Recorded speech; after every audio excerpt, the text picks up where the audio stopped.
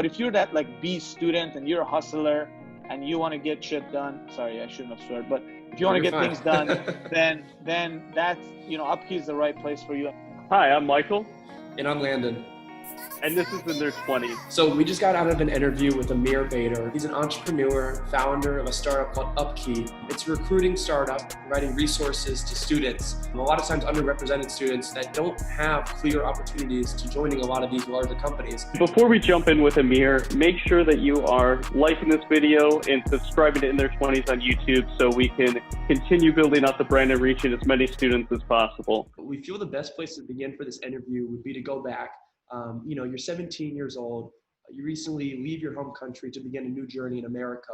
What was it like coming to America in those first few years, that transition? What did you experience? Iran, as you all know, is not really the top 10 vacation destination these days. And it's just not the greatest place for especially a lot of youth. And so I grew up kind of always wanting to just get out. And when we had the opportunity presented to us, I couldn't leave because I was 17. And when you turn 17, the Iranian government doesn't allow you to leave until you serve a 2-year military term and then go, or they'll give you a passport after that. And so my brother was younger than me. Obviously, I didn't want to ruin his life. And so we all agreed that he should leave with my dad. And so I stayed behind. But, when you're 17 and you're just full of hormones and excitement, you're like, there's no way I'm going to stay in this place. And so months later, I basically planned my own escape. And my grandma, God bless her soul, she was kind of an entrepreneur and a risk taker, because I knew my dad is not going to help me. But my grandma was like, I'll help you. And so with the help of my grandma, she gave me $5,000. We found a guide, and the guide basically helped me kind of cross the border and go to Turkey and then Germany. And eventually I got to O'Hare. This is like May of 2001. So I arrived at O'Hare. I had $100 and an address, and didn't speak a word of English. Had the whole unibrow, was just like super foreign, lost in the corner of the airport. And this kind stranger walks up to me. I think he sees that I'm like literally about to cry, and he's like, "Hey, like, are you Persian?" I said, "Yeah." He's like, "You seem lost. What can I do for you?" And so he helps me find my way, puts me in a taxi, pays for the taxi, says, "Take this kid home." So just a kind of a nice event that could happen to anyone, any teenager. But then a couple months later, we ended up staying in Chicago, and there's a Persian Mediterranean restaurant called Reza's. And I was a busboy there. That was my first job, learning English and trying to figure out where I should go to school and stuff. And so I'm bussing tables. It's like 9:30 p.m. I'm closing out my shift. And I see the same guy who helped me at the airport sitting across the table from me with his wife drinking a glass of wine. And so I run into him and give him a hug. I almost start crying. And so we kind of connect, obviously, because he helped me months before at the airport. But it's funny because it happened that restaurant was his favorite restaurant. So I started seeing him once every week or once every couple of weeks. And so we kind of little by little connect. And so, I'm learning English. I become a server and then an assistant manager and a manager. And so sometimes we sit down, have a glass of wine, and he starts to become this like window to the professional world for me, because as a foreigner, I didn't really have a lot of plugins here. I went to UIC, and as you all know, UIC is a really diverse school. Mm-hmm. And I also watched so many other students, not just the ones that weren't born here, but even the ones that from minority backgrounds, maybe they had single parents or from the west side or south side of Chicago, didn't have a lot of resources, really kind of struggle with some of these basic kind of like, what is my map from point A to point B through this transition? Like, is this a good resume? Is that a good interview question? How do I research this company? What the hell is an elevator pitch? And so this guy really was there for me, obviously. And so one of the things that really stayed with me is that, I wish I could recreate this airport event for every student, because years later, because of this guy's introduction, I ended up getting a job at Exelon. And so if it wasn't for this guy, Exelon would never hire me, because Exelon back then wasn't hiring from tier 2 universities. UIC happened to be a tier 2 university. I was like a 3.3. So I was below the cutoff line. But because this guy was like a senior vice president or whatever, they gave me a shot. But if you think about that kind of 10-year, 12-year journey from like an airport to Exelon, like those things are just too important to be left to luck.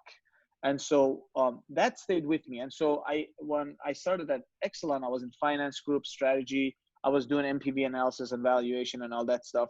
But then little by little, I moved towards, doing little volunteering work in HR and things like that. But I started a nonprofit, and my nonprofit essentially would find these events, kind of like my airport event. I tried to recreate that would connect professionals with students. And so the kind of whole event thing started to pick up. So I would do like 2 events a week while doing a full-time job, to the point where I started to get on the radar of some of these executives. And I'm sorry I'm dragging the story, but it's related to Upkey because at some point I ran into the previous CEO of Exelon, John Rowe, and it was one of those elevator moments where he was like, "Hey, I've heard your name." And I was like, "I've heard yours, sir." And he's like, "You're that kid that is crazy about diversity." And I'm like, "Yeah." And he's like, "Well, why don't you send me some ideas on what we can do as a firm to expand our diversity?" And this is like years ago.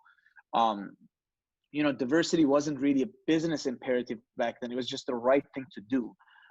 Now I feel like thankfully there's a shift where it's not just the right thing to do. It's actually the smartest thing to do. So I had a couple ideas. One of them was intriguing enough, and I got lucky again. And like a year and a half later, I was leading the diversity office, the external diversity office for Exelon. And so for 3.5 years, I was getting my MBA from Booth. I was leading this kind of diversity initiative where essentially we were looking at Fortune 500s and asking questions like, why is it that we spend so much money on recruiting, but we keep sucking at diversifying our pipelines, and we keep going to like the first 10 schools and call it their fit schools. So long story short, Upkey is really kind of a brainchild of both of those experiences. On the student side, how do we help students to have a better transition? And essentially, how do we give students a navigation to go through their professional journey? Like, you wouldn't drive to a destination without a map. So why would you go through this professional journey without having a really good map from an earlier age, when you're 16, 17, not when you're a senior in college? And then on the enterprise side, how do we help them not just look at GPA and socioeconomic background, but look at things like grit and perseverance and personality, and expand their reach to a much more engaged pool, and be able to get in front of these students much earlier and build those pipelines that are excited about their brands. And then I guess a little bit more about Upkey, because really that's what your idea manifested into today. You talked about Upkey's mission. Kind of how are you accomplishing that mission? What are you putting in place with Upkey now that's allowing you to connect these students and prepare these students for a career or an internship? So there's a couple philosophies that we have as a cornerstone of everything we do. One of them is that if you can democratize content and deliver it in a way that a 16, 17, 18, 19-year-old wants to kind of connect with that content, you're able to change the professional trajectory of individual. The idea behind the creation of every module we have and everything we're going to create, and there's going to be a series of them in the future, is how do we create content that is accessible and is easily engaged with. And so when you think about topics that are just boring and stressful and really have been monopolized by a handful, like financial literacy or goal setting and all this crap, like they're just boring and stressful. So if you can take them in a way and make them exciting and fun, then you're really leveling the playing field and you're providing access at a much larger scale. So that's kind of one philosophy behind Upkey. And then the second is just making sure that success and money and financial returns are results of doing something good. So if we look at our students and they are more confident and they are finding more mentors, landing more jobs, connecting with more opportunities, doing more projects, then we have kind of moved towards our goals. But if they're just coming and going through some form and sitting at home hoping somebody calls them for a job, then it's just another job board. And it's a very 1.0 way of delivering value, which there's plenty of it around. So we can clearly see the value that students are getting from using a service like Upkey, because it is really hard to stand out. I mean, there are so many applicants going for these jobs. And a lot of times, a lot of these companies, as you mentioned earlier, they only are recruiting students from these, top universities or, whatever those are? What happens to the other schools that have equally as great or even greater at times students really working hard, wanting to stand out? So it's great that you're giving students opportunities to, yes, along with build strong resumes, redefine their skills, be able to create a strong elevator pitch, create their personal brand. Those are things that are really, really important to students. So looking at the other side of this, what Upkey offers, we understand you have relationships with these recruiters, with these companies. We'd like to hear about the value that they get from using a service like Upkey in recruiting diverse talent. Yeah, so the value prop on their end is strong, but it's going to be much, much stronger. So right now, we're solving a headache, and the headache is I want to get access to more diversity, right? And so we're basically giving him an Advil, and our Advil works better than other Advils because we have excited, diverse pipeline of students. But to be politically incorrect, to really solve cancer, you need to help these companies change the way they're hiring and change the way they see talent. So the idea of see talent differently is what we're striving to solve. So I'll give you an example. So if you're a company right now and you want to diversify your pipeline and you want to get access to students from much earlier age and put your brand and what you have in front of them, then Upkey is a great tool because we are, adding 10, 15,000 kids a month, and we're growing massively, and we just became number 24 top startups. We have all the check boxes for you to get to a diverse pool of talent. But where things will become interesting for us is as you start interacting with Upkey as a company, what we're able to do is we're able to start quantifying things like candidates' grit or their personality and their skill set and help you create a better match with your company. The reason why that's important is because if we're able to do that, then we're completely removing the excuse of, well, I don't really want to hire from DePaul or Loyola or UIC and I need to go to Booth. Well, why the hell not? Because we're giving you an algorithm that finds you a better match and gives you their grit and resilience and their skills and match it with exactly what you want. So so that's a better way, in my opinion, to solve the diversity problem, not to focus so much on the black and white, but focus more on how do we expand our reach and be able to get candidates that is truly valuable to the skill sets and the personality attributes that we want. You're really giving a platform to students that usually are underheard and not really seen. Students that are amazing, can do amazing things, just need an opportunity. We all need an opportunity. We all need a chance. So that's good that you're really delivering that. Would love to hear some data on the virtual internship program that you guys launched a few months ago as a result of the 2020 pandemic.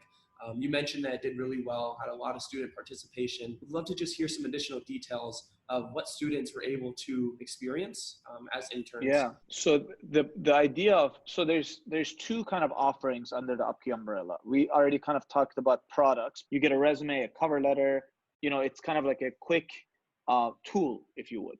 And then there's the idea of programs. Now, the signature program would be this virtual internship program, which you just mentioned. We launched it in the summer. We heard probably from 10,000 students saying, we've lost our internship. We don't know what to do next. And so the summer was an amazing learning kind of environment for us. So we took 1,000 students. So we essentially, it felt like we hired 1,000 interns. And we put them through a really amazing curriculum. And the curriculum was, why don't we think about 21st century skills like AI or finance or leadership or communication, career readiness, and consulting, and why don't we break it down into like 8 weeks? Some data to give you, over 52% were first generation, over 60% were minority.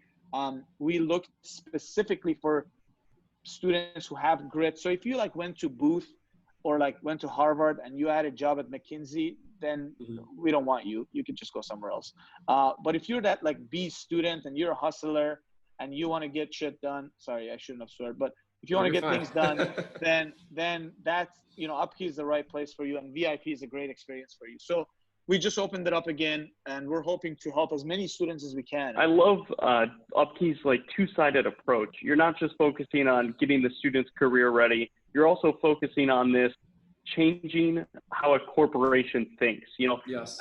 going to DePaul is almost like the same as UIC, where we kind of have this idea where we're not the target school that some of these corporations are looking for, but you're changing that on the corporate side as well, making the corporations reconsider, don't just look at a title, look at the students. And I really appreciate that Upkey's doing that. But then you're also preparing these students for that position. You know, you're showing them before they get deep into a career, this is what it looks like. This is what an MPV looks like. And doing those small tasks throughout that virtual internship program, you know, it really gets that student ready, but it also connects these corporations with students who have that grit that you talk about. Exactly. Exposure on both sides. You're exposing these companies to students they need to see, and then also exposing these students to lessons and opportunities that they also need. You know, we went from a couple hundred students to over 70,000, and it's all been word of mouth. But in order for us to go from 70,000 to 7 million, we probably need better social media, better ads, influencers, people who have a national kind of presence. So we're always looking for kind of help and guidance. So to the extent you have folks on your radar that should be promoting this and should be on our camp, feel free to help us grow the message. You know, we've spent 99% of our budget in kind of like tech and building programs and things like that.